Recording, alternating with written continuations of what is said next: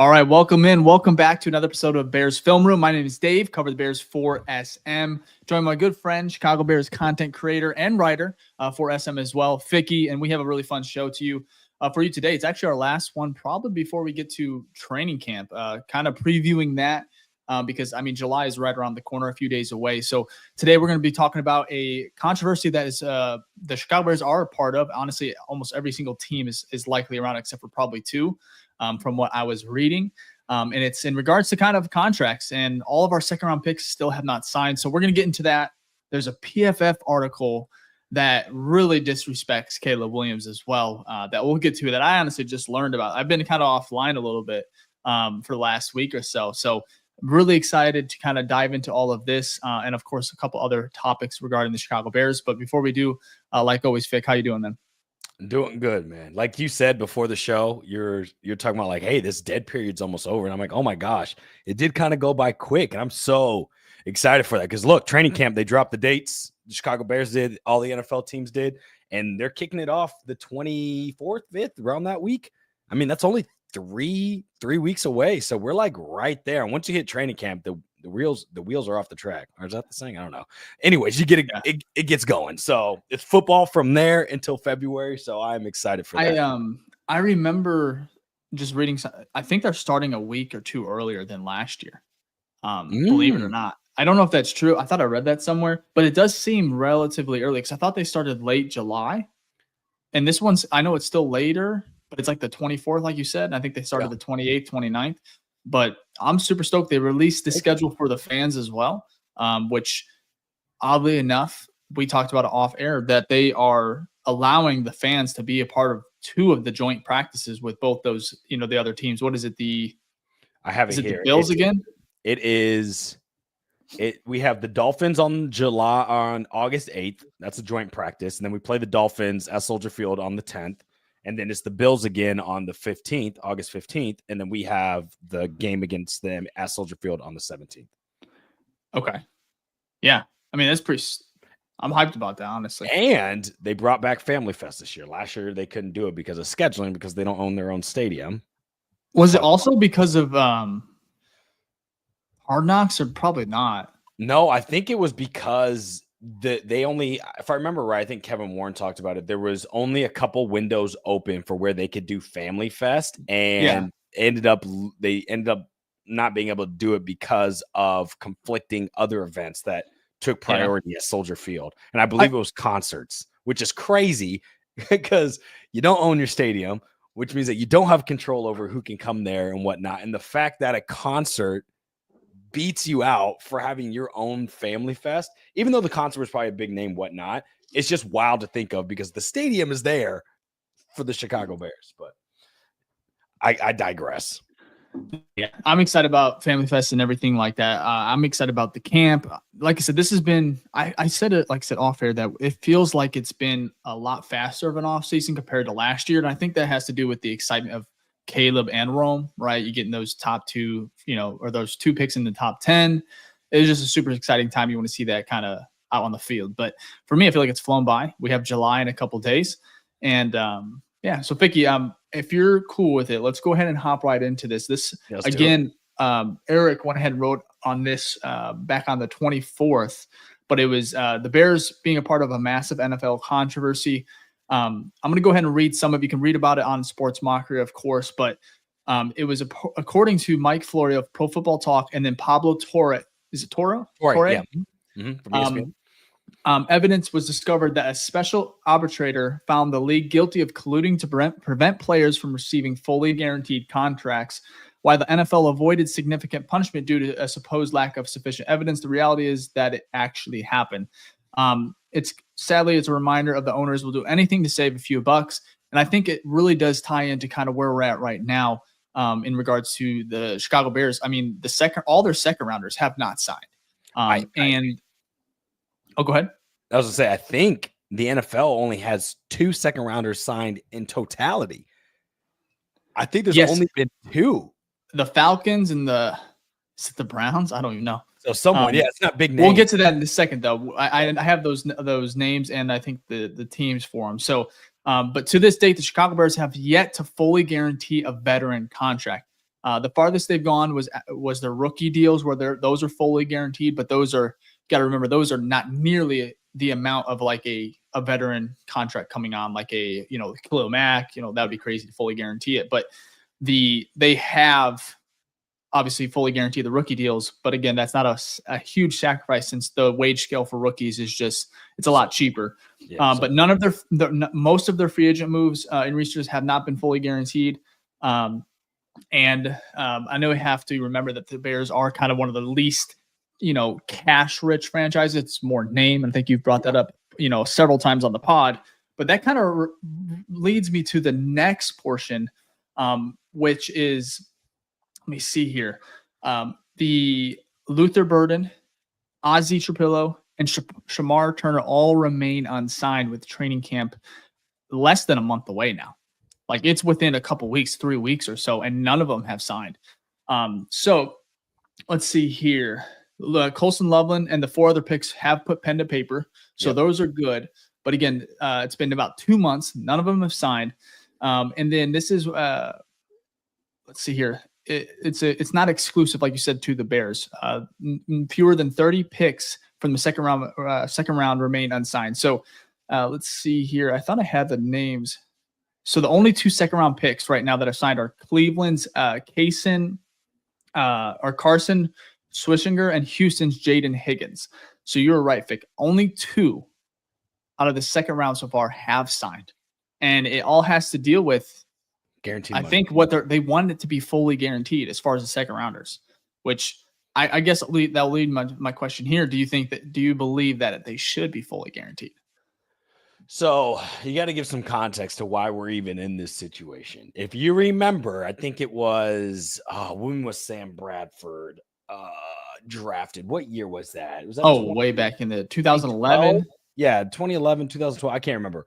But you keep talking, I'll look it up here. Yeah, he was drafted by the Rams, and this was back with the old rookie contracts, where he got, as the number 1 overall pick, $78 million rookie contract, $50 million of it guaranteed. Okay. So you can see how much money you're getting off the rip, and then that's a big risk for these owners and these teams, because look at Sam Bradford's career. It didn't really pan out, and it definitely didn't pan out to the amount of money he made from that contract. Okay. And of course, veterans get big contracts. They don't always pan out to that. I get all that, but there's a lot of risk in it. So the NFL, what they did in the NFLPA, the CBA agreement, they were like, well, guess what? We're not going to do that. And so they crash corrected majorly, and they're like, okay, we're giving you very little money and very little guaranteed money, unless you are a super, super, super high pick. So if you're the first overall, like Caleb Williams was, I think he negotiated like 25 million guaranteed or something like that. I can't remember the exact number. Look, if you can find that, I'd appreciate it. But he got a lot. So like the first 10 picks, their weighted salary is much higher than it is for the next 10, and then the final 10 or 12 of the first round. And then it does the same. I think it splits into 3 in the first round, and then the second round gets their own weight, third round gets their own weight, and then I think 4 through 7 are all in like their own category. And so because of that, there are already stipulations set in place. But with all of these contracts, there are negotiations and terminology that makes certain things, or like when money gets paid out, what milestones you have to hit for money to get paid out, that can make it almost seem like the guaranteed money won't happen. And you're seeing that with Shamar Turner right now, who is a first-round pick Shamar Stewart. Sorry, Turner's on our team. Shamar Stewart for the Bengals in the first round, the defensive end that went pick 17 or something like that. And he hasn't signed yet, because they're basically saying, yeah, we're not giving you these guarantees for a first rounder. So to answer your question, I just want to give all that context there. So to answer your question, do I think they should be getting $50 million in guaranteed, the first overall pick with a $78 million contract? Absolutely not. Do I think they should be getting underpaid and not getting guaranteed money up front for playing a sport that's the most contact and injury ridden compared to any other sport? Absolutely not. There needs to be somewhere in the middle. So anytime, I just view that most of these guys are kind of underpaid, like rookies are underpaid compared to what their value they can bring, right? Just jersey sales alone and things of that nature, and the hype that it builds for each team every year. Because of that, I would say they should be getting more money. So whether that's, you don't want to do guaranteed, which I think they should because that is secured money, or whether you give them bigger contracts, I don't care. I'm always going to put the players first with their money. But again, just have to be the context of kind of how we got here. They're kind of like, well, we messed up in the past. Owners like, we're not giving that type of money out. So then they, in the most recent CBA, they renegotiated that stuff. Yeah. And they can't, the next negotiations for a CBA is 2031. So it's quite a ways away. Long. Yeah. They're like, is it like every 10 years or something like that? It's a long contract, which is crazy that you do 10 years between making changes to do you find that strange? Is that not weird to wait 10 years to implement? I get you can't do it every year. They agreed to it. I mean, that's the thing. I don't know. There has to be better representation. The NBA, they I feel like they're a little bit more better at protecting their players. I don't know if that's 100%. NFL, it is a little strange. I read that 2031. I said, wow, that's quite. That's a long ways away. So, but the 6 years, the Sam Bradford thing was, I think 2009 is when he was drafted. And so I don't know, just to answer that one, or I guess 2010. I thought it said 2009, but maybe 2009, 2010 that season. But back to Caleb Williams, his contract was 4 years, $39.4 million, or 34, almost $40 million. So $39.4 million was his rookie contract. The contract included $25.5 million sign-on bonus and a fifth-year team option. So got it, yeah. Guaranteed money, though. The guaranteed money is the full thing is 39.4 is fully guaranteed. Wow. As a first rounder, well, and overall. Wow. So, okay, look at that. So at least some people are getting it right. Now that's kind of crazy. Now thinking about it, he got only 10 million less than what Sam Bradford got. Now Sam Bradford's, where you're looking at guarantees, Sam Bradford got 50 million. His contract was 78. But also with the NFL, why guaranteed so important? Because if you look at a lot of how these NFL contracts are put together, the last 2 years are almost always void. So the money is, if you don't get the money up front, right, in the first 2 years, or you don't get the guarantees from like a signing bonus or things like that, that it's fake numbers. It's not money that's ever going to hit their wallet. And as you know, with the NFL, you get injured all the time. You could have one sick injury and then you're done. It's not like the NBA. You get injured, you can come back. Halliburton just went down with Achilles. He's out of season, but like you've seen Kevin Durant come back. We saw Clay come back from that twice. And that's like their biggest injury in the NBA. In the NFL, you can freaking die on the field. You literally had DeMar Hamlin die on the field and come back to life. Like, it's just the amount of physical impact and injuries is wild. So, yes, guarantee them more money. Even if it doesn't pay out, like, I get it. Like, you're not going to hit on every pick. But the NBA, the MLB, they don't hit on every contract either. And they still pay their players more. So, yeah. No, I think it's definitely an interesting controversy as far as what they were able to uncover. It makes a lot of sense because I think like you said, the NBA is a little bit more, they're more for the players. And I think that's because of the representation they have at the table, right? As far as what they're negotiating for. And I agree. I don't know who did the negotiating. When was the CBA agreed upon? That's a great question. I can look it up. Yeah, look it up for me. I just want to know how long that agreement was for, because 2031 is 5 years or 6 years away now. And if they agreed upon it, was it a couple years ago, maybe? Because I don't remember. I think it was 2020. Oh my goodness, 11 years? They did it for 11 years, essentially. Yeah. All I'm saying is I think that's a long time, dude. It's crazy, especially with how fast everything changes in this world. You're right, technology, and I understand the game. So I think they do 10 years. I gotta break something. Oh, go ahead. The Bulls just traded Lonzo Ball to Cleveland Cavaliers for Isaac Okoro. Oh yeah, Okoro. Mm-hmm. Straight up. That's it. Well, I mean, to be fair, you had to get rid of Lonzo.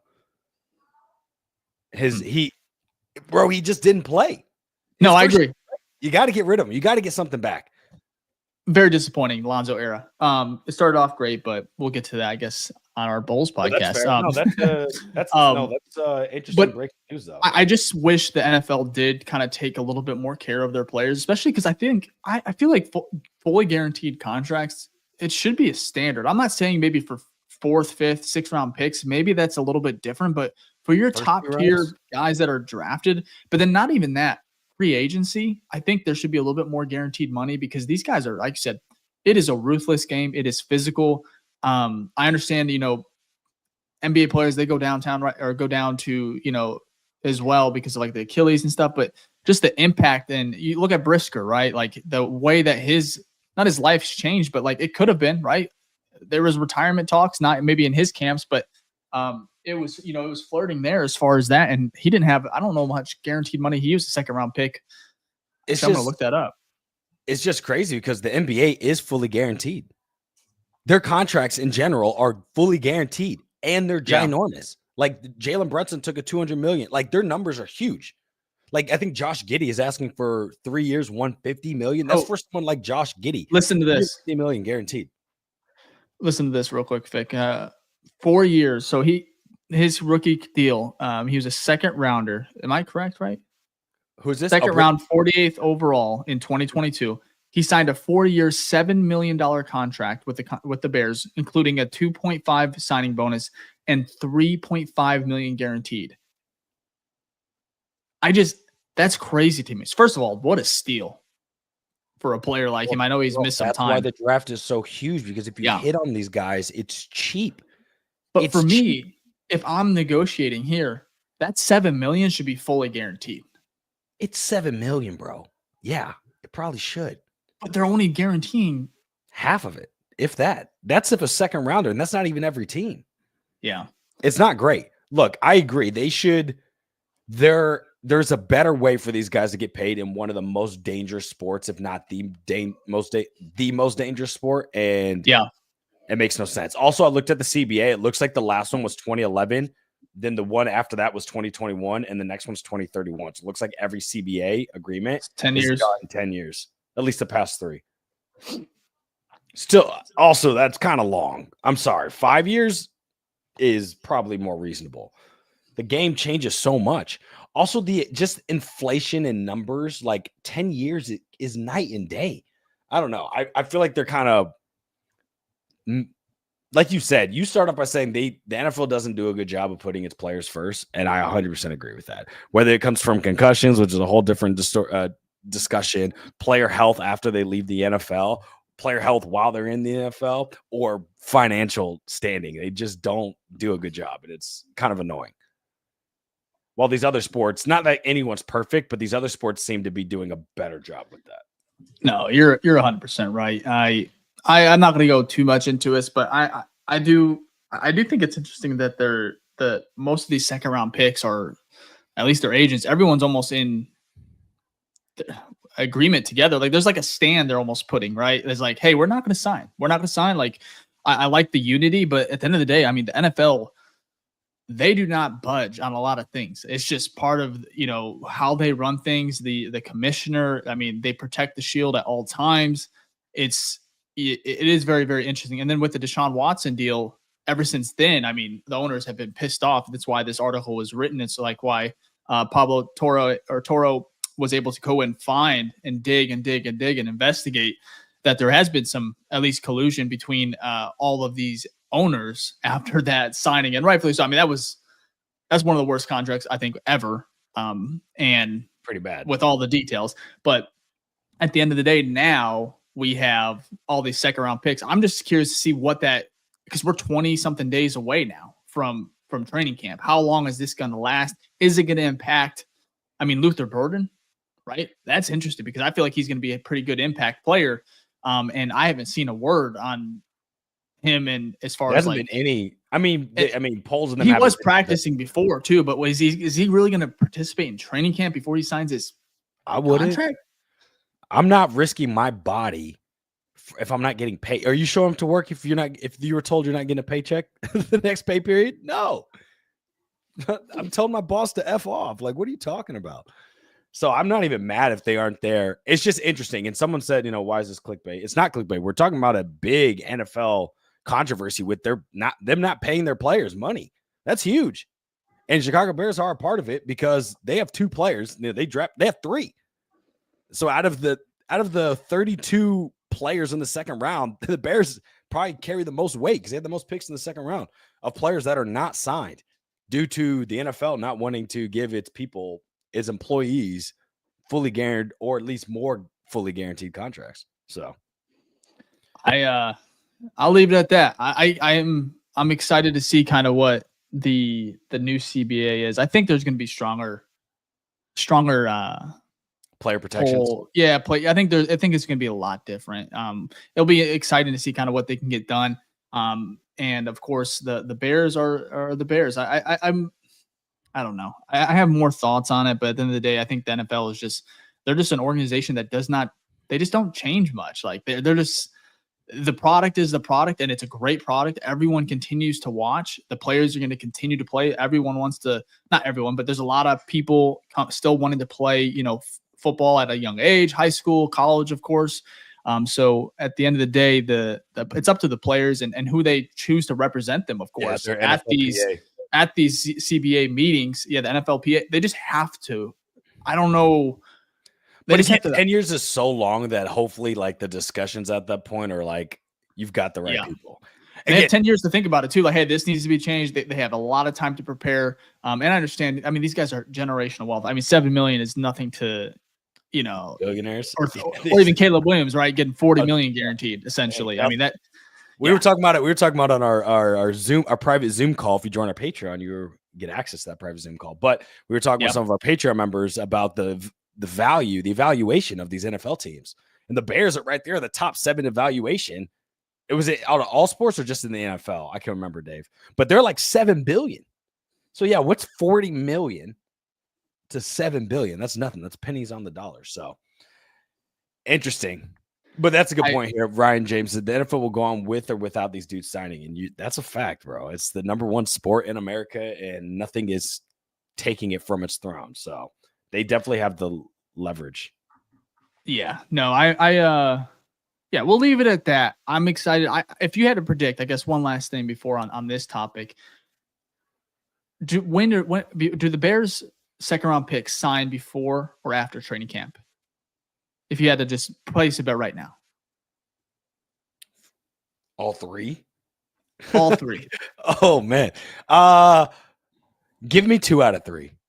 2 out of 3 before camp. Is Luther Burden? I would say this 100%. One of them gets signed. Ozzy. I think he's the most easy going. Oh shit! They have 4 second round picks. No, 3. 3. No, that's right. Ozzy, Luther, and Shamar. Yeah. Okay, so give me one of them. I'll say 100%, or no, I won't say 100%. I'll say 95%. One of them gets signed. I will say 75%. 2 of them get signed, and I'll say 50%. 3. So who's the one that? Who do you think the hardest? Who do you think is going to be the last one? I don't know these guys or their agents, but just based off some stories, I probably wouldn't put Luther at the top. Does Luther have an agent? That's why I'm asking. I thought he didn't have an agent. Oh, he may not. So that's going to make it even harder. I don't know. I can't remember. I'd have to look up on there, but I thought he didn't have an agent. I'd probably go Ozzy because he has a potential starting role. So he probably wants to get out there. In the offense too. Yeah. So I would say Ozzy. And Luther too, man. He's an impact player. 100%. And even Shamar Turner. Look, they all want to be out there, so hopefully they all just get signed. I have no idea. I don't know who the representation is or if they have representation, but yeah, it's just interesting that it's 30 out of 32 players drafted in the second round are not unsigned. It'd be different if it was just the Bears and you're like, oh wow, the Bears just kind of fucking suck, but it's not. That's why it's a controversy because I don't remember a time when a whole round of players wasn't signed. Crazy. It is a little crazy. I hope they all get signed before, just because I want camp to be. I want it to be about football, right? I want it to be about these guys on the field, how they're producing, and also I don't want anything to be delayed. I mean, this offense is brand new. I know Caleb and I know Ben Johnson is a mastermind, but I mean, his offense, it's not the most complex, but I mean, it's going to take time for these guys to adjust. And it's anything new. Luther Burden's going to be a big impact player potentially, or at least going to have a role. I'm talking, end arounds, trick plays a little bit. And then, of course, even just getting the ball in his hands, right? Seeing what he can do. You need him to be ready, and you don't need him coming in mid-August or whatever it could be. Same thing with Ozzy. Ozzy, I think, is maybe even more important, especially if he is vying for that that starting spot with Braxton Jones still, getting back to 100%. And then Shamar Turner. Am I saying that right? Shamar Turner? Mm-hmm. Yeah, okay. I just want to make sure. But I feel like his role is also, we don't talk about it enough, but I think he could be a very, very impactful player on that defensive unit. So I don't know, man. I hope these guys get sooner rather than later, especially because there's 3 of them. Right. Some teams only have 1. We got 3 of these. Or 0. We have 3. Yeah, we have 3. That means there's at least 2 teams out there that don't have one. Right. So, yeah, we definitely carry the most weight of this. We got 3 of them we got to get signed, which is very, very important. Yeah. I don't know. Before we go to the next one, do you want to do a little ad read real quick? I feel like it's a good low break. Yeah, let's go ahead and do it, and then we're gonna hop into this. Like I said, this article regarding PFF and Caleb Williams, it is one of the more disrespectful things I've seen. But let's get to our ad read, and we'll hop in and finish up with the back half. Let's do that. All right. Thank y'all for joining the BFR pod on this wonderful Saturday morning. We appreciate all of you for hopping in and taking time out of your beautiful weekend day to be with us, because Dave and I are fans like y'all, so that's why we try to put on the #1 show for the fans, by the fans, and give back to y'all, because y'all are fans too of this wonderful Chicago Bears organization. So thank y'all for joining. Really do appreciate it. We only ask a couple things. Can you like and subscribe? It's free. Helps the show get out to more awesome people like you, because, again, we're trying to make this show the #1 show for the fans, by the fans. In order for us to do that, we got to keep delivering value and making sure we're finding awesome fans out there like y'all that are like us, so we can keep building this community. So shout out to y'all. Just like and subscribe before you hop off the show. Really do appreciate it. Also, if this is your first time, welcome. Thank you for joining the BFR show. Again, #1 show for the fans, by the fans. If this is your first time, please leave a hashtag new face gang in the chat. We'll give you a shout out before the show. That's a hashtag new face gang in the chat. And the OGs, which I've already seen some comments in here, you guys know what to do, which means that this is not your first time. You are a true OG. Just leave a hashtag OG in the chat. We'll give you a shout out before the end of the show. So that's ways you can support us. Like and subscribe. Really do appreciate that. But if you also want to get some extra value, you want to really join our ongoing community, you can join our Discord. And that is the BFR Den on, or not Discord, our Patreon. The BFR Den on Patreon, where we have monthly exclusives like monthly giveaways, which we have another one this weekend, private Zoom call, which we literally just had with our Patreon members before this show, mailbag episodes, which we'll be recording this week, and much more to come. Also, we have our Discord in there, whole bunch of other stuff, special merch that you can only get from being part of the Patreon community, and a whole bunch of other stuff that Dave and Jack and I are working on to keep bringing you value in there. Not only that, if you join the Patreon, you get a shout out every show. So let's give a shout out to our Hall of Fame Patreons. We got Michael from across the pod, who was on the Zoom earlier. Shout out to you. We got Gage, Phil the Fourth in here, Michael Berry Sr. as well, Thomas Whitty, and Tito. I know you're watching. You were just on the Zoom before the show as well. It was great talking to y'all. And then shout out to our rookie Patreon members as well, our rookie Grizzly members. We got Alex, Chris, Jason, and Caleb. Much love to y'all. And for the 2 tiers, the rookie Grizzly tier gets you everything I just mentioned, and then that's $3 a month, so super cheap. And then for $10 a month, which is like 2 cups of coffee, you get all of that plus a monthly private Zoom call with Dave, Jack, and I. Like every month, we go in there, we talk about anything and everything, sometimes Bears, sometimes life, other hobbies, anything you want to talk about. It's literally just the boys chatting it up, and it's been an awesome time. Dave and I love it as much as y'all love it. So we'd love y'all to join in there just because it's such a cool experience. And we're getting to know a lot of you guys, a lot of you OG members, which is awesome, like learning about all different aspects of life. And it's just a great time. And you get to do it every month. So you get 12 of them a month. So for $10 a month, that sounds like a great deal. And plus you get all the other exclusives as well. So if you want to join, go to the BFR Den on Patreon. Again, that's the BFR Den on Patreon. There's also a free tier too if you want to just join in there, kind of see what's going on. We drop our monthly schedule every month so you can see kind of what we're doing, when our giveaways are, when our mailbag episodes are, and things like that. Any other news and stuff we share, it's all in there as well. And then also, one final way if you want to support us, you can go to the BFRstore.com where we got fire merch. This merch is new. I love the hoodie. It's too hot here in Atlanta, but I would be repping that right now. But we got tons of hoodies. We got new shirts. We got hats. We got mugs. So you coffee drinkers out there, whole bunch of great gear. You can get it for your friends, get it for your family, get it for yourself, get it for your dog. I don't care. You make anyone who's wearing it look fly. If you want that, just go to the BFRstore.com. Okay. Again, that's everything. We appreciate it. Just like and subscribe. Leave your hashtags, hashtag OG, hashtag New Face Gang in the chat, and we'll give you a shout out before the end of the show. Back to you, Dave. Yep, absolutely. Sport's been unreal. Again, I say it. The road to 10K before the season is still en route, and we appreciate it. So again, I think we'll probably hit 10K. We'll see. So if you can, just hit that like, subscribe. It really does help the show. And now we're going to move on to some of the most crazy disrespect I've seen. And I missed it yesterday. I think it came out yesterday. But the level of disrespect towards Caleb Williams is quite unbelievable with this article. Fick, if you want to bring it up, I'll actually show the graphic if you're cool with that. And we'll go over it. It's basically second-year QBs, floors, and ceilings. And I have the article pulled up as well that I'll kind of read some of the, I guess, the reasoning behind some of this. So let me share it. And this is going to be an article from Pro Football Focus. Let's see here. Which is crazy because I just want to say this. They normally don't put out like rage baity stuff. They don't. And this, no, I felt like this was a little this bit. Has to be. So. This has to be. This is some of the craziest thing. Okay. And this was brought up again on our Patreon call. So, which was quite, it was pretty fun. Kind of talking about this. So we appreciate them. And let's see here. So second year QB. So ceilings, floors for every second year NFL quarterback ahead of the 2025 season. And this was again from PFF. And right here we have 6 quarterbacks that include Caleb Williams. We're going to go just before I go and read everything about it. We'll just go through this. What is it? The image, which is has Caleb Williams first. His ceiling, again, it almost seems trolly because Jordan Love, it's honestly hilarious to me. Obviously, Packers quarterback. It just cracks me up. So ceiling is Jordan Love, which he had a very insane stretch, right? But I still not sold on him as being like a star or superstar or anything like that. And then the floor, and this is what I think is what a lot of people, the rage bait part is bust. Because even if you believe that, so nobody else on here has bust. Yeah, and let me go through the other quarterbacks, and then I want to kind of speak on it, and I'll let you, of course, Fick. And so the other quarterbacks here are Jaden Daniels, which had a phenomenal rookie year. His ceiling is Lamar Jackson. His floor is Kyler Murray. Drake May, ceiling is Trevor Lawrence. Floor is Daniel Jones.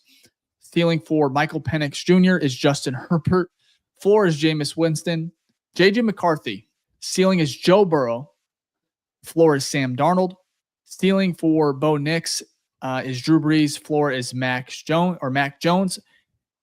And I'll leave it at that. But I'll go ahead and read through it as well once we kind of talk a little bit more. But I'll start here with the Caleb Williams bust factor. It's crazy because he had 3,500 yards passing, 20 touchdowns, 6 interception, 87.8 rating, 62.5 completion percentage. And I know that's not great. That's going to go up, of course. But when you factor in he did that with no coaching, essentially, it's quite remarkable. And so the bust tag or the bust label is honestly, it's laughable. It's extremely disrespectful for Caleb Williams, what he's done. And I think we're going to see him kind of even more unlocked and really reach that. Again, the ceiling for Jordan Love almost pisses me off just a little bit more than floor, the floor label, which is the bust, because Jordan Love, he has not done shit. Okay. I understand he had a couple, really good stretch where he was almost considered like elite, but that was such a small sample size that I think most people aren't even sure what he is going to be next year, right? And I understand he's also sat for a few years behind Aaron Rodgers. He has Matt LaFleur, which is an elite coach in my opinion. So Caleb, able to do what he did, the production that he had, his rookie year, he didn't sit for 3 to 4 years, right? He didn't sit behind a Hall of Fame quarterback. And I know we don't like Aaron Rodgers, but that's what he is, and that's what he's going to be. And to put that ceiling for Jordan Love, who has not done, I don't even think he deserves to be a player on here, right? Every other player is not, Lamar Jackson, Trevor Lawrence, Drew Brees, they've all played significant time in this league. Jordan Love, he has not really. So, and then the floor, the bust label is just laughable. I think it is almost rage baity. At the end of the day, it's it has to be June 28th, and we gotta have something to talk about. But that is honestly ridiculous, and I think most people would agree. Yeah, I mean, look, it's got to be rage baiting in some sort of sense because it'd be different if a couple of these guys also had bust. Because at the end of the day, all of these guys could bust. Jaden Daniels could Wait, not what? be. Pause. Oh, What? jeez. No, that's Jesus, fair. Vic. That's a fair. Thank you. All of these guys could end up being busts, right? And look, Jaden Daniels, great year last year, fantastic, right? Great rookie.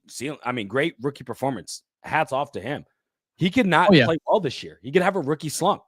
You know who had a great rookie year? Obviously not as good as Jaden Daniels, but someone who I'm was not drafted mad at by the Jaden Commanders. Daniels, his comp though. No, I'm not okay saying with it is. I'm saying though, I'm using this for context to be like, even the best one on here, which is Jaden Daniels, he also, it's plausible that he could have an RG3 career where his next year he has a major injury or something and he's, put out. We wouldn't put that on him. But I'm saying like it's the NFL. There's nothing promised. And so to only put bust on Caleb Williams and not on pick 2 or pick 3 or pick 8 or pick 11 or pick 12, right? They were all picked in the top 15. So if these guys don't pan out, they're all busts.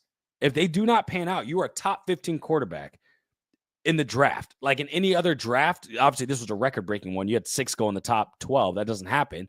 But in any other draft, you get like 2 in the top 12. And those 2, if they don't pan out, they bust. So I just think it's just complete rage bait. It makes 0 sense. Yeah. For the bust standpoint. The ceiling go ahead.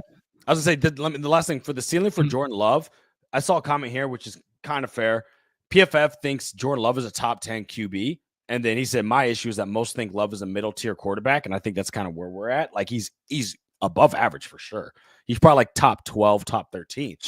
But a good point you made is I'm not saying Caleb's going to be a top 10 quarterback, but does he have the potential to be one? Absolutely. You don't go number 1 if your potential isn't to be that, right? You don't go number 1 and people expect you to be a top back half, like 10 through 20. No, you would have went number 1 in the draft that you were drafted. You would have went number 1 in the draft before that. And if you were drafted this year, you'd have went number 1 as well. Okay. So to take all that in and to say that your ceiling is capped off, to say there's no limit on your floor. You could be the bottom of the bottom of the bottom of the barrel, but your ceiling also doesn't have the highest limit. That's not fair because now you're just being biased. You're saying, oh, you have the opportunity to be the worst outcome, but you don't have the opportunity to be the best outcome. While the rest of these guys, it seems like you didn't go totally extreme on both ends, but you did one-sided for Caleb Williams. All right, go ahead, Dave. I think that's well said. The Caleb Williams, ceiling. Jordan Love, I think it's fair to say like he's too inconsistent to really label him anything right now because he had that spurt where he was almost elite territory. I know he was elite. That stretch, I think last year, or maybe it was the year before even. I can't remember. I think it was the year before. Where they went to the playoffs, they beat the Cowboys. He was just playing really, really good football, elite football. And then of course the bust factor, I think is just laughable because what he did last year is almost, it's not a miracle, but it's as close as you can get when everything that has came out about the coaching staff, the dysfunction, the firings mid-season, the lack of film study, or at least the awareness to, hey, this is what you need to look at, Caleb. Like there was just no help. And then even the weapons around him. And then of course, what we'll get into here a little bit, Vicky, you wrote about it, was in regards to he was sacked 68 times last year. So the interior offensive line that has been upgraded this offseason, we'll get to that later, was a huge factor for Caleb. And I don't think any of these other players really had had to deal with a lot of that. So I think it's definitely rage baiting. I'm glad we didn't talk about it though. None of these guys on this list lost their head coach or offensive coordinator going into, well, no, technically Drake May did. So Drake May and Caleb are the only ones on this list that have new head coaches. All the rest of them at least have stability because their coaches weren't dog duty. Yeah. So yeah. I do want to go ahead. Yeah, go ahead. I said there's some commentary I just want to clear up. He said, we got Jimmy Hoffa on here, said, how can you all honestly say Love is bad? We're not saying that. We're saying inconsistent. Yeah, we say he's inconsistent. He had years where he was elite, and there was years where he wasn't elite, and he was above average. But to say that's a ceiling, I don't think it's a fair test. 4 out of the 6 ceilings on these are insane. Justin Herbert, I think, is an elite talent. Joe Burrow, elite talent. Lamar Jackson, insane, 2-time MVP, correct? Yes. Drew Brees, Hall of Famer. I would only say Drake May and Caleb Williams have. I mean, Trevor Lawrence, the ceiling. If I was a Patriots fan, I would be upset with that. 100%. Drake May is more Justin Herbert than I would like. He has that ceiling. I don't know why we're putting a cap on Drake May, who had to deal with also some dysfunction in New England. Has a new head coach. I'm high on Drake May. I think he's going to be very, very good. Trevor Lawrence, I'd be pissed off if I was a Pats fan. I see that that's the ceiling. You're just putting such a low ceiling on these guys. Same with, no offense to Jordan Love, and he just hasn't been consistent enough to say, oh yeah, he's a top tier, top 10 quarterback, which I believe most people believe if Caleb hits his ceiling is top 10, top 5 territory. And Jordan Love, he hit that maybe for a stretch, but he's too inconsistent. He's not bad, but it is also the Packers. So I'm not going to talk good or hope that they find another top 5 quarterback like they've had the last 2 times. So with Favre and Rodgers, but I wanted to read a little bit on it though, to kind of give him a little bit of some context from the writer from PFF. So the Caleb Williams piece or section, ceiling is Jordan Love, floor is bust. So he goes, Williams entered the NFL with tremendous amount of hype, only to disappoint as a rookie, especially when compared to the rest of the class. Williams' season was at best underwhelming. He flashed big play potential and incredible arm talent, but he struggled with accuracy and took on pressure and sacks far too often. His 63.5 PFF passing grade was the worst of the 5 first-round quarterbacks who saw action in 2024, as were his 54.7% accurate rate, 23.2% uncatchable pass rate, and 26.1 pressure to sack rate. All the issues we saw in his final season of college football showed up in his rookie campaign. Granted, top prospects who don't put it all together as rookies are still capable of turning things around. Jared Goff is one notable example, and Bryce Young appears to have turned a corner ahead of 2025. But struggling as badly as Williams did usually does not end well. Still, he has the talent and one of the best supporting casts in the NFL to turn it around in 2025. See, if it was just that, you'd read that and be like, that's reasonable. That all is fair. But then you put a ceiling and floor that doesn't align with your blurb. Like what you just shared is a better representation than this image, right? You said Caleb Williams has the talent. Yeah. He had a bad season last year in some areas, which is fair. The dude got sacked 68 times, 3rd most in NFL history. Yes, there was definitely a shit show of an organization last year. All of that is fair. Some of that Caleb's fault, some of it the Bears' fault. And then you then say, well, now you've got one of the best offensive coordinators, offensive minds in the NFL. You've got one of the best offensive, and you upgrade your whole offensive line, which is the biggest part of your team's weakness on the offensive side. So yeah, he can bounce back and be just fine. That's fair. All of that is fair. And then you come out and go, well, yeah, his ceiling's only Jordan Love or his floor is a bust. Okay. I think it's just that's why I feel like it's just rage baiting, because your assessment is more realistic than what your actual ceiling and floor outcome is listed here. I think you're 100% right. When you said the blurb, that cracks me up. The blurb is actually fair. However, it still doesn't even mention the coaching staff. It doesn't. He said rookie campaign, but that's a hell of a way to put it, because there's a lot that went in to that rookie year outside of his control as well, and that was not even mentioned. And then the stats, I already read them, right? They're not terrible, and I understand he had a horrible deep ball, worst probably in the NFL. He had a lot of rookie mistakes. The interior line did not help him. The coaching did not help him. But to drop 20-6 for 3,500 yards, 87.8 rating as a rookie with everything that transpired, I think it's crazy. And you're right. The blurb is fair to an extent, but the outcome from it is just, it's wild. It doesn't align. In my opinion, it just doesn't align. And whatever, it's fine. It's just an image. But I'm just saying it gives. It's almost like you're telling two different stories here. One of them is saying like, oh, there's a possibility, and this one's saying like, it's more likely than not, it's not going to happen. You know what I mean? And that's not right. So no, that's my biggest because we've been very realistic about Caleb. We on the show have been like, there's no guarantee he's going to be that Hall of Fame quarterback. Mm-hmm. But we also we understand he had some negative plays last year, dumb decisions, inaccuracy, especially on the mid to deep ball, happened all throughout the season. We were definitely aware of those. We also know he's got the talent. Some of the passes he made, his arm power, his arm throwing power is wild. The angles, the out-of-pocket stuff, he was a magician out there, right? And then we also know the coaching staff was doo-doo, just utter dog shit. So, we were like, it's kind of hard to grade him because there were so many variables that were going against him, along with him having to already deal with being a rookie quarterback in the NFL. So, and I think that would be fair. I mean, there's a lot of question marks, but there's a lot of talent. So we'll have to see how that works out with the pairing with Ben Johnson. But to think that he's in a bust category after 3,500, 20 touchdowns and 6 interceptions is breaking NFL records and breaking Bears franchise records, even though I know the bar's low. Still, you can't do all that and be a bust.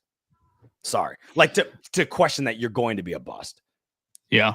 I think it's just it's not a fair comp for Caleb, but even looking at JJ McCarthy, and we talked about this, off air during our Patreon call with JJ McCarthy. I mean, the ceiling for Joe Burrow and him, it doesn't even make a lot of sense because Michigan, both those guys in college were completely different quarterbacks. JJ McCarthy was asked to hand the ball off most of the time. And then Joe Burrow, you said it, ran the most electric offense in college football history for the most part. It was an insane time. What do we got here? Ooh. Oh, I didn't bring it up, did I? Oh, my bad. I didn't know it was sharing. No. Moved yours off, but no, let's see it. Yeah, sorry. I just want to actually, I thought it was in the background. My bad. I don't share too often, but I just want to talk about, because we talked about Caleb Williams and, the coaching staff that was horrible last year. I have 3 images here, right? They're going to detail how big of an upgrade it is that Ben Johnson became the offensive coordinator for the Bears. So I don't know if I can, is it all an image? Sorry, that's why I never do this. But okay. No, so that's big as we can get. It's big though. Okay. Let me explain it. So this is looking at the last season, 2024 play caller ratings, looking at pass play calling versus rush play calling. So the higher you go up on your y-axis is the better you are at the run game. And the further you go to the right over here is the better you are at the pass game, looking at coordinators. So if you're in this bottom half, that means you suck, this bottom left quartile, you suck at the run game, you suck at the pass game. If you're in the top right quartile, that means you're great at the run game and great at the pass game. Look where Shane Waldron is over here. He's literally 1, 2, 3, our fourth. The fourth worst offensive play caller. He was horrible at run game, horrible at pass game. Look at Ben Johnson. Ben Johnson just makes the right quartile, but his run game, which people are so excited about, his pass game, his run game is what made them elite, right? The interior offensive line for Detroit was nasty. And he's still in the top half. Was it top, just kind of guessing, top 12 for passing. So look at that jump. That's huge. You literally went from bottom 5 to top 6, right? And that's not it. Also, looking at the 2024 coaching scores by play caller, Shane Waldron was ranked last year's 21. His pass score was 16%. Rush score was 8%. His total score is 26%. That's horrible. And that's just addition of the numbers. Look at Ben Johnson, 50 for pass, right? And where he dominated was the run game, 71%. Overall, 88%. So you went from one offseason, someone who is statistically ranked from advanced metrics at 21st, right, to second. Whether you agree, like if Ben Johnson's actually second, fifth, or Shane Waldron's really, 23 or 24, the point is you went from both of these images, you went from bad to good, like a big jump. And I think I have one more. Here's the final one. This is another one looking at it from Patent Analytics, and he was looking at basically same thing. It was like success metrics of like accuracy here, and then also looking at like positive impact. And you can see Shane Waldron again back there with Dave Canellis, bottom. He was actually the worst in this one, and Ben Johnson was literally top 4. So whether you want to take this image, or this image, it's telling the story of how big of an impact it is going from Shane Waldron to Ben Johnson. So you would only think that Caleb Williams is also going to go from what he was last year, if he was able to thrive with 35, 20, and 6, to something better than that. So I'm saying all that to be like, to then think this is going to be a bust is crazy. Well, yeah, I think you talked about it in your article, which we don't have to get too. It's really good. First of all, check it out at sportsmockery.com. But it basically goes and talks about how the Bears created and built the best duo, right? Analytically is that right, Ficky? Can you not hear me? No, you're good. So basically, Ficky went ahead and wrote an article that went over and talked about Joe Thuney. Yeah, I can hear you. Yeah, for some reason I lost audio, which is weird. Sorry, my headphones died. I was wondering what's going on. Can you hear me now? Wait a second. I don't know if I can still hear you.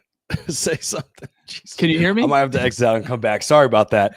But my point is that this team made a big jump, and that should positively impact Caleb Williams moving forward, right? And so to label him again as a bust doesn't really make sense, because the data would show, if anything, if you were going to roll the dice, that he's going to get better than he is going to get worse, just from removing Shane Waldron and bringing in a brilliant mind like Ben Johnson on offense. But I'll be right back to get the audio. So yeah, no, all right, Fick, we'll see in a second. But I think what Fick is saying is 100% correct.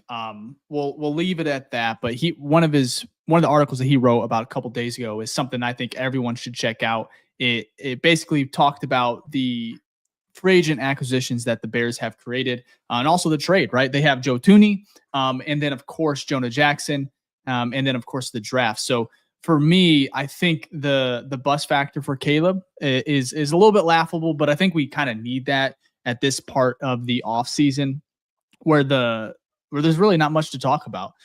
So I think that just providing that article from PFF is funny enough. Vic, can you hear me or no? Yeah, I can hear you. Okay.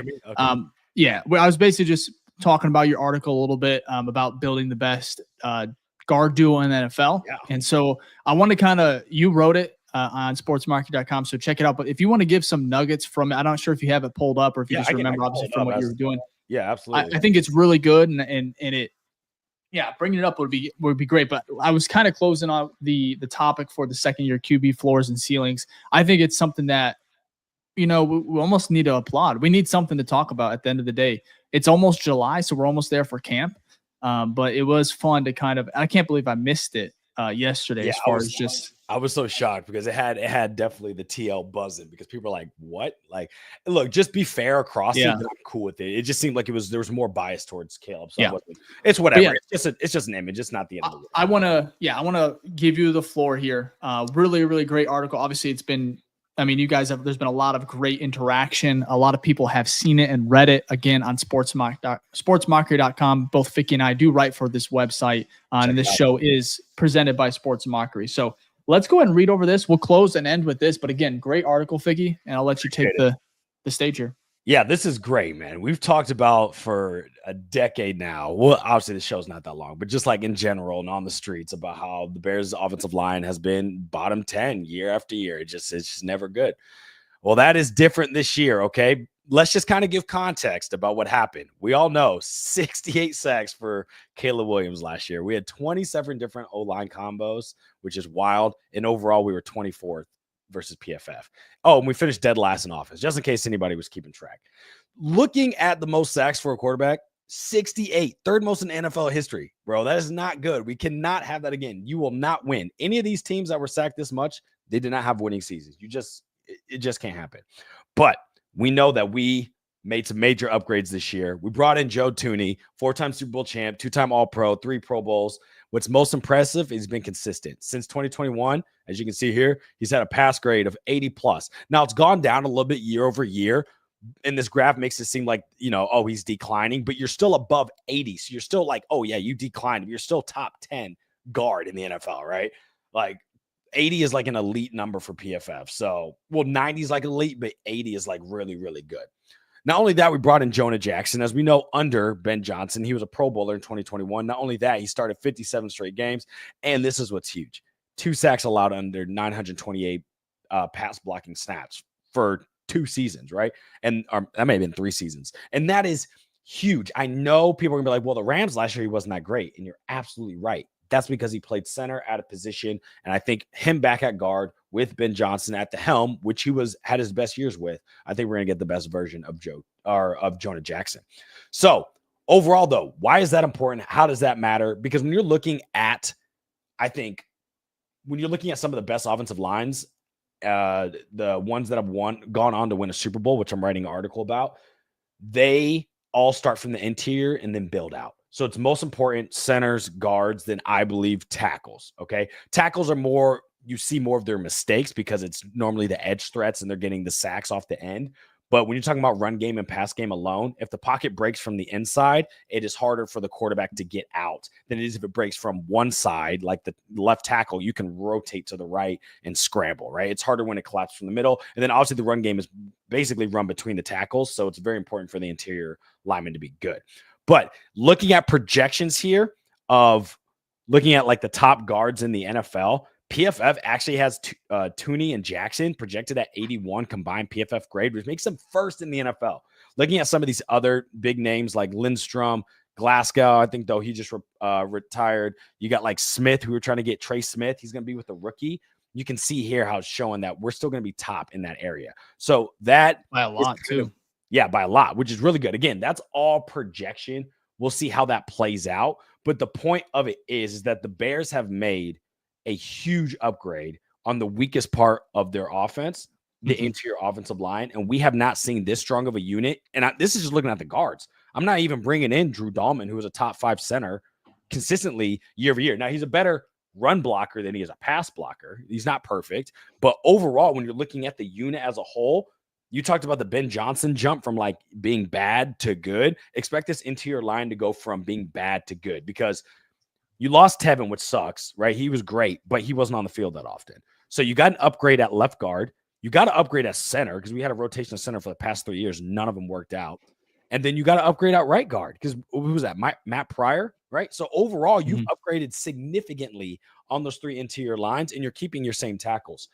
And just to give you a preview of the article I'm working on, looking at the past 10 years for the Super Bowl winners, they've all had like a top 12 offensive line. There's one outlier, the 27 Denver Broncos, but that's because their defense was so elite, right? When they won that Super Bowl, that was Peyton Manning's like last year. We had the noodle arm.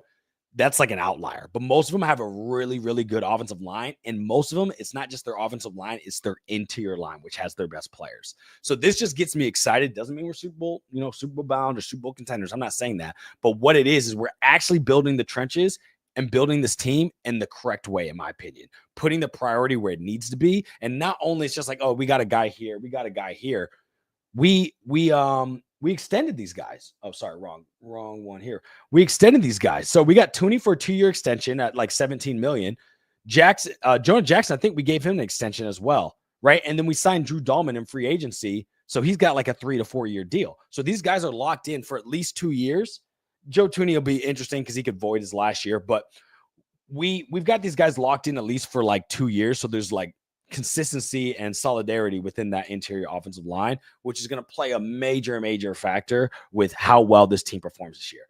So I say all of that to say, okay, Caleb maybe didn't have his best year last year, but what did you upgrade? You upgraded your coach. Not only was it an upgrade, you went from bottom tier coach from an offensive minded standpoint to top tier, bottom 5 to top 5. Huge. Not only that, you look at your offensive line. Your biggest weakness of your offensive line was your interior offensive line. They ranked 24th last year. They're projecting PFF. We're going to be a top 7 offensive line. So again, you go from bottom 10 to top 10. So you take in all that context, right? You didn't lose anyone else on the offense other than Keenan Allen. It's the expectations and projections are that this team is going to perform more.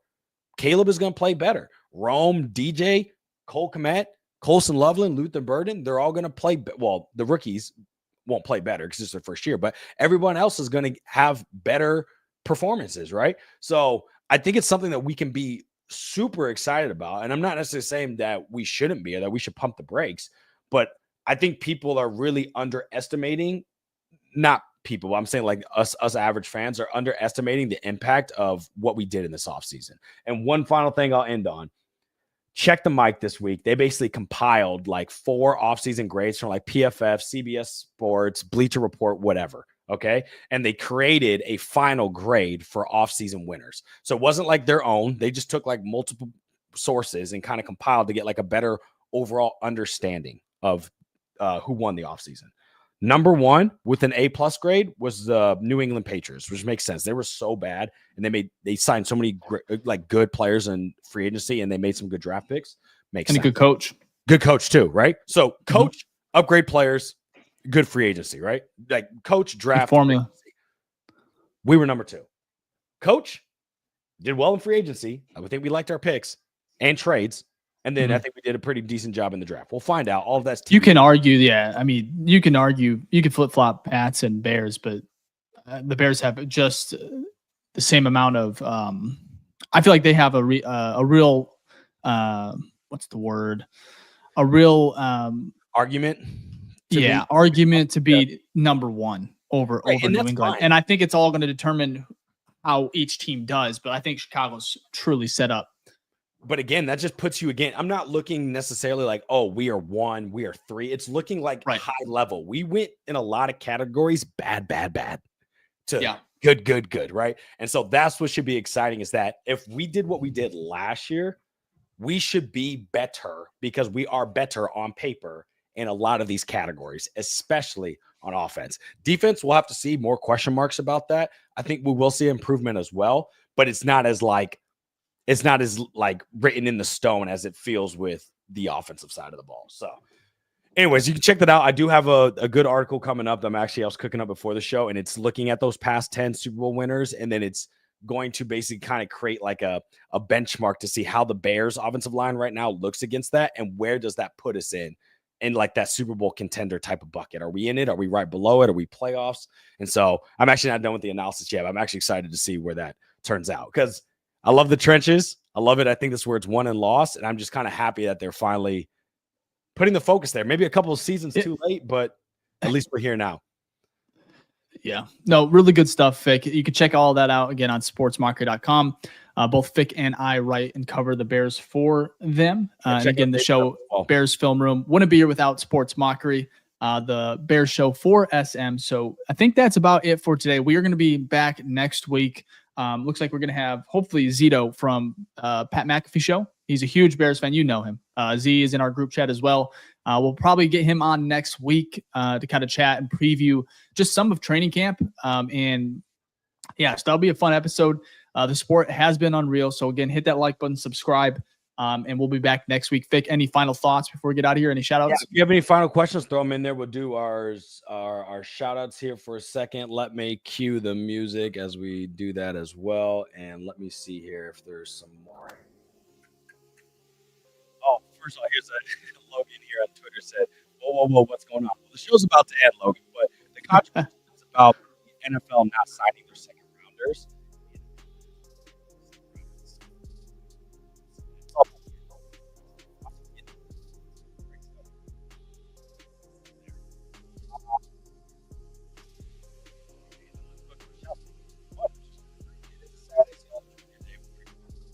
So Fick, okay, we couldn't hear you for like, you know how that does when sometimes that music comes out for about 10 seconds when you talk about.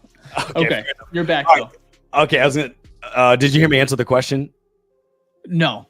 Okay, fair enough. Yeah. Well, first off, let me give the shout out here to Michael from across the pond. He's also a Patreon member.